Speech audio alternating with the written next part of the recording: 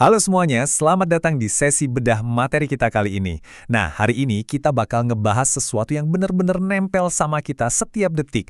Sesuatu yang kita pakai terus-terusan, tapi mungkin jarang banget kita sadari kekuatan spiritualnya. Kita bakal menjadikan surat ke-39 dalam Al-Quran, yaitu Az-Zumar yang berfokus pada panca indera, sebagai cermin besar untuk melihat kebiasaan sehari-hari kita. Persiapkan diri Anda karena pembahasan ini bakal benar-benar mengubah cara Anda melihat, mendengar, dan merasakan dunia di sekitar Anda. Oke, kita langsung masuk aja ya. Peta jalan spiritual kita hari ini ada 5 poin utama. Pertama, makna rombongan dalam diri. Kedua, potensi baik dan buruk panca indera. Ketiga, malam sebagai latihan kesucian indera. Keempat, majikan tunggal versus banyak majikan. Dan yang terakhir, kesaksian terakhir di hari kiamat. Yuk kita mulai. Kita masuk ke bagian pertama nih, makna rombongan dalam diri.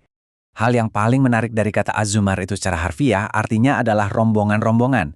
Biasanya kan kita langsung mikir ini soal rombongan orang nanti di hari kiamat ya. Tapi kalau kita tarik ke dalam diri kita sendiri, rombongan ini sebenarnya adalah analogi yang luar biasa buat panca indera kita. Mata, telinga, hidung, lidah, dan kulit Anda, mereka tuh bukan sekedar organ fisik biasa loh. Mereka ini ibarat kelompok utusan yang terus-terusan ngumpulin data buat dikirim langsung ke pusat kesadaran kita, yaitu hati atau kolbu. Jadi, bayangin panca indera ini sebagai gerbang utama benteng Anda.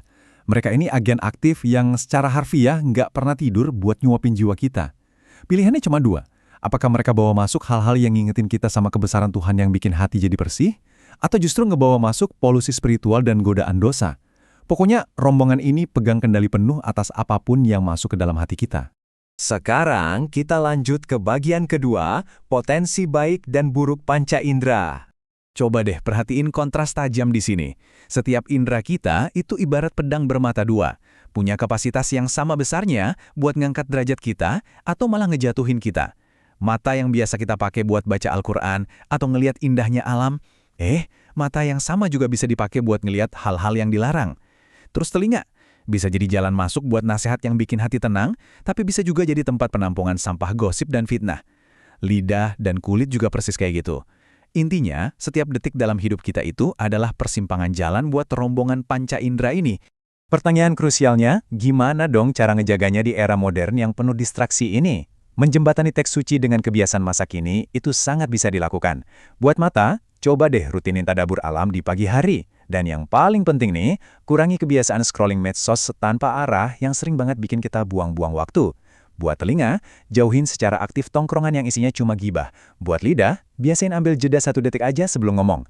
Nah, buat kulit, perbanyak sujud menyentuh bumi dan jabat tangan persaudaraan. Ini benar-benar taktik pertahanan paling praktis buat ngelindungin gerbang hati Anda. Kita masuk ke bagian ketiga, malam latihan kesucian indera. Kalau kita baca ayat ke-9 dari Az-Zumar ini, ada sebuah gambaran yang sangat kuat. Apakah orang yang beribadah di waktu-waktu malam dengan sujud dan berdiri, takut kepada akhirat dan mengharap rahmat Tuhannya? Kenapa harus malam hari? Karena malam itu adalah ujian keikhlasan yang paling murni. Saat matahari tenggelam dan pintu udah dikunci, kontrol sosial itu hilang total. Gak ada yang lihat, gak ada yang muji. Di titik sepi itulah karakter asli Anda yang sebenarnya muncul. Nah, di dalam kegelapan dan kesunyian itu, kita sebenarnya lagi ngejalanin 3 latihan malam. Pertama, jaga mata. Anda menolak buat ngelihat yang maksiat, padahal kamar lagi gelap dan gak ada yang tahu Anda lagi buka apa di layar HP. Kedua, jaga telinga. Anda menolak dengerin hal buruk pas lagi bener-bener sendirian. Dan ketiga, jaga lidah. Anda menolak bohong bahkan ketika nggak ada satu saksi pun yang bakal ngebantah Anda. Gelapnya malam itu, paradoksnya, justru jadi medan latihan terbaik buat ngebentuk keikhlasan yang murni hanya untuk Allah. Lanjut ke bagian keempat nih, majikan tunggal versus banyak majikan. Metafora ini benar-benar brilian buat ngejelasin akar kecemasan kita di zaman modern. Bayangin panca indera Anda itu ibarat seorang pelayan. Kalau pelayan ini punya banyak majikan, kayak harus nurutin gengsi, tren yang gonta-ganti, omongan temen, sampai hawa nafsu yang nggak ada habisnya, hasilnya apa? Pikiran pasti kacau, lelah, nggak konsisten, dan penuh konflik batin kan? Tapi coba lihat sebaliknya. Kalau panca indera Anda cuma punya satu majikan, yaitu Allah, hasilnya adalah hidup yang harmonis, konsisten, dan tenang banget. Mata, telinga, lidah, semuanya punya satu kompas yang jelas. Cuma nyari yang halal. Dari perbandingan tadi, ulama membagi level pemakaian panca indera kita jadi 3 tingkatan. Pertama, zolim atau zolim ke diri sendiri, alias sadar tapi tetap aja dipakai buat dosa. Kedua, muktasid atau kelompok pertengahan. Mereka pakai indera buat hal-hal yang mubah, tapi ya kadang-kadang masih suka khilaf atau lalai. Nah, yang ketiga ini nih yang harus kita kejar. Sabikun, mereka yang larinya paling depan. Di level ini, panca indera benar-benar cuma dipakai buat kebaikan. Setiap pandangan mata jadi ibadah, setiap suara yang didengar jadi pelajaran, dan setiap ucapan jadi zikir. Coba tanya ke diri sendiri, kita sekarang ada di level mana ya? Dan akhirnya, kita sampai di bagian kelima. Kesaksian terakhir di hari kiamat. Sekarang, mari kita lihat gimana perjalanan panca indera kita ini bermuara ke satu klimaks yang bikin merinding. Ini adalah garis waktu nasib indera kita berdasarkan ayat 68 dan 71-73. Pas sangkakala pertama ditiup, panca indera fisik kita bakal mati total. Di momen itu, mata buta, telinga tuli, semuanya habis. Yang tersisa benar-benar cuma amal perbuatan. Terus, pas sangkakala kedua, kita dibangkitkan. Manusia bakal digiring secara berombongan, zumar, menuju tujuan akhir mereka. Nah, bagian yang paling krusial adalah saat pengadilan nanti. Indera kita bakal dihidupin lagi, tapi bukan buat melayani kita, melainkan untuk jadi saksi utama atas semua yang udah kita perbuat selama di dunia. Tapi tenang, ada janji yang luar biasa indah di ayat ke-73. Dan orang-orang yang bertakwa kepada Tuhannya digiring ke surga berombong-rombongan.